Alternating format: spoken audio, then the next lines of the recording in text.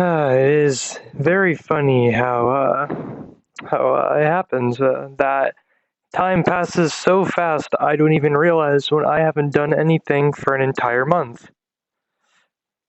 But that's not what this is about. This is about reading. Never mind, not a month, 2 months. Not funny. How many things have happened in that time?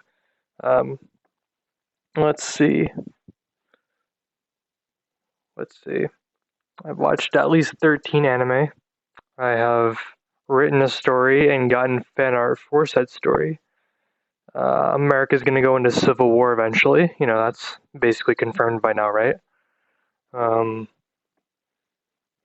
let's see. My cat won't stop trying to hop on my lap. That's fun. But this is about reading, so I'm going to read because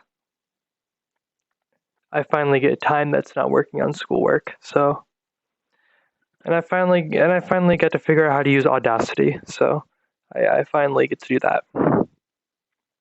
But enough with the intro. It's time to read.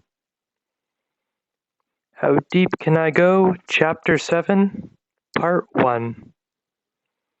We finally made our way to the hospital, and we're currently in the waiting room for people considered acute. Because somehow I was considered acute. No idea where they got that idea from. Laying in bed was uncomfortable because it wasn't really the softest. But I suppose waiting in a normal waiting room, one of those uncomfortable chairs would have been worse. My bones were digging right into the bed, and I had to constantly adjust. Every time I did adjust, Robin would crack a joke about it. After a bit of waiting, a nurse finally entered the room. "Hey," she said. "You're Diane Courtier?" "Yeah," I replied quietly. Once again, I was asked the basic questions again and explained why she was there. "So I'm going to do two things, okay?" she explained. "First, we're going to take your height and weight, and then we're going to get some blood so we can see where your blood work is at. Sound good?"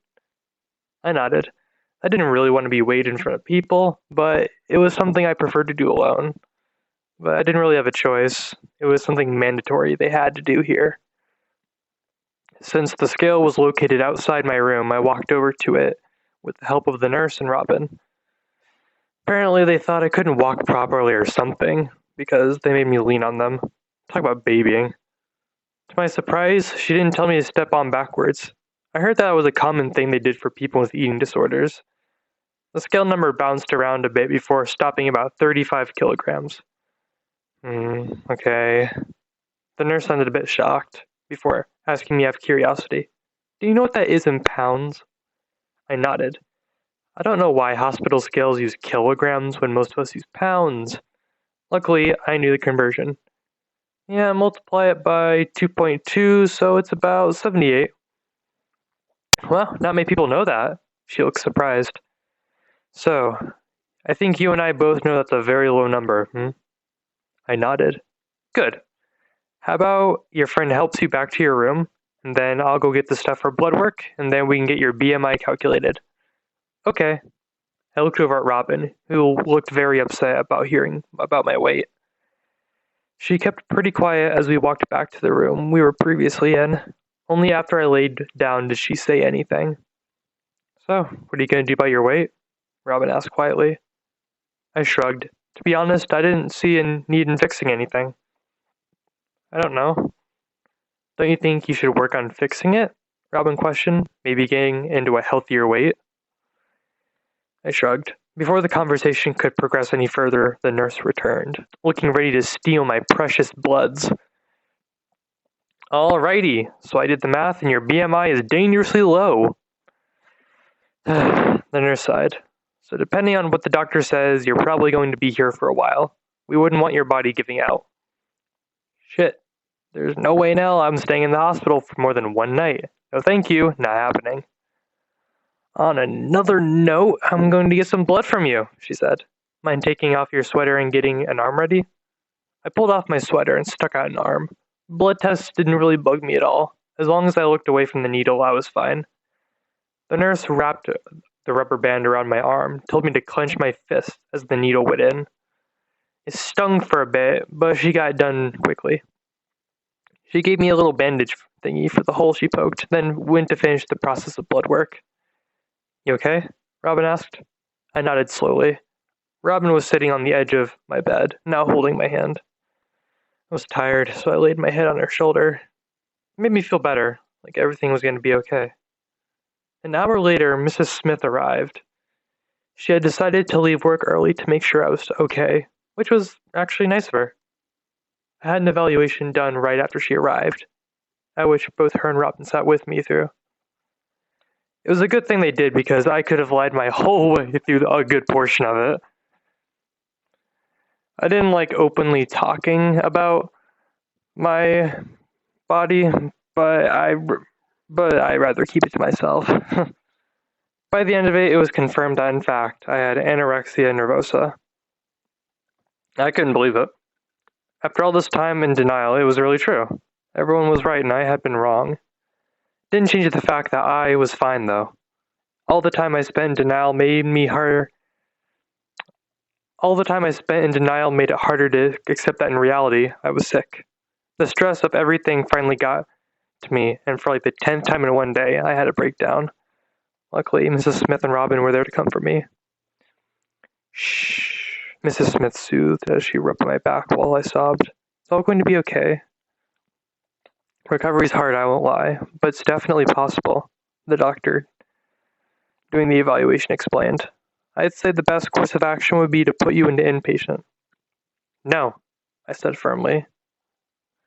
I didn't want to stay in the hospital and be forced to eat until I was fat enough for them. Honey, recovery is really important. You're going to die if you keep going on like this. I don't want to recover, I whined. I don't want to put on any weight. I know, honey, but you need to. You won't be able to survive much longer like this. Just think about the options, okay? I'm going to have to go talk to another patient, but I suggest discussing this with your parents when they get here. All good? I nodded. I was crying so hard that I wasn't able to reply. Having to be put into treatment scared me. If Dad thought I needed to go, though, I was going. It took a couple of hours for Dad to arrive. He wasn't able to get time off work, so he had to finish up the work first.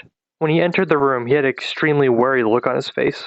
Immediately, he came to give me a hug. He practically threw himself on me, which just hurt like a bitch.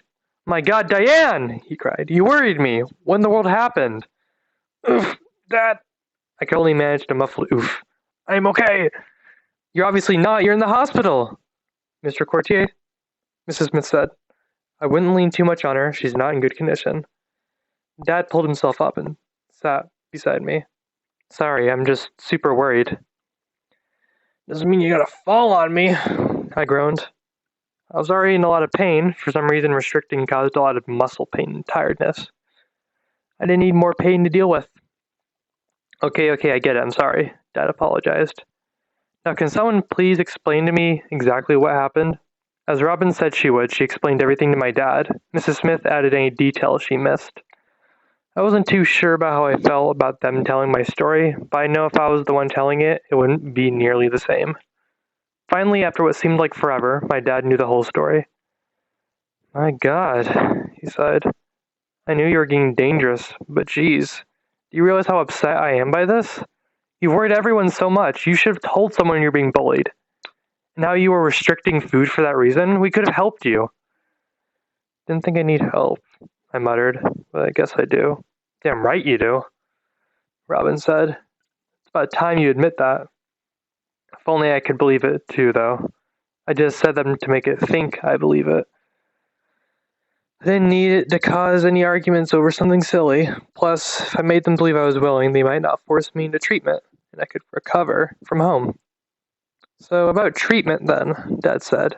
What are we going to do about that? I shrugged. Mrs. Smith was the only one who actually knew much about this sort of treatment. I had only had an idea, but even it wasn't a good one. I don't want to stay at the hospital, I said quietly. I'd rather go home and recover. I don't know, Diane. Dad looked a bit suspicious. I don't know if I can trust you on that. Please, I begged. I know how you are. You're going to somehow trick us all into thinking you're doing better, but you're really just getting worse.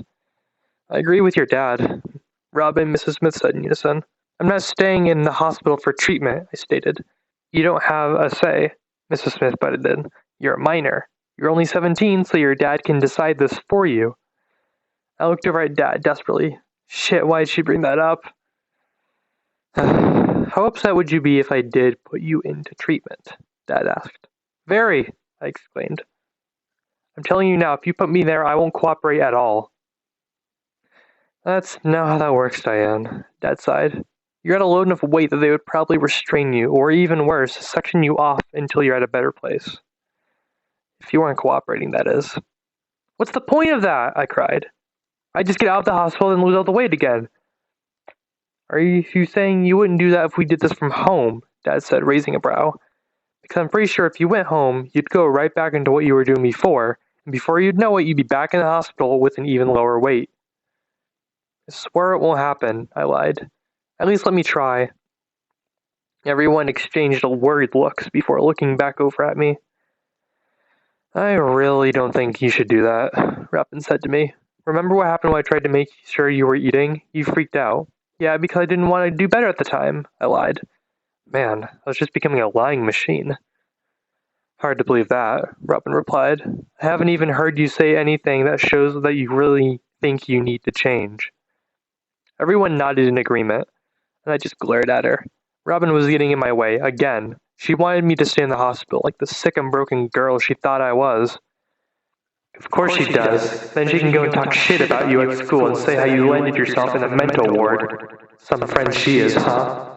I'm not staying, I said. Let me go home. If you go home, I expect a solid recovery attempt, Dad stated. He stuck his hand out for a handshake. You'll eat 3 solid meals a day, no exercise. You'll start seeing a dietitian and a psychologist. And you'll let me weigh you weekly. Deal? He's making it too easy. You can easily eat 3 meals a day and still restrict calories. Screw the people he wants to see, they'll be useless. As for the weigh-ins, you can easily chug water before those. Bam, this is too easy. I stuck my hand out and we shook on it. Deal.